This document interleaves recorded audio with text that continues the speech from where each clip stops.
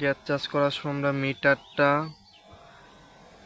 Pressure metre, ampere metre দুইটাই ভালোভাবে নজর রাখবো। আর এখানে নির্দেশনা দেওয়া আছে, নির্দেশনা অনুযায়ী আমরা গ্যাস চার্জ করব।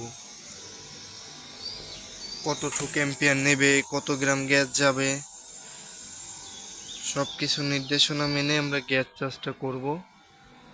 এটা হচ্ছে একটা মার্সেলের 1.5 টন এসি।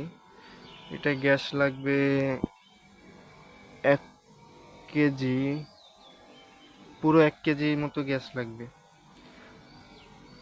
গ্যাস চার্জ আমরা করতেছি।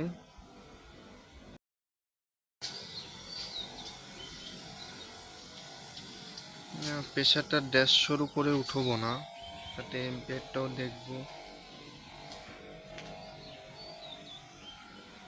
আমরা আস্তে আস্তে গ্যাসটা দিব, বেশি তাড়াহুড়া করব না।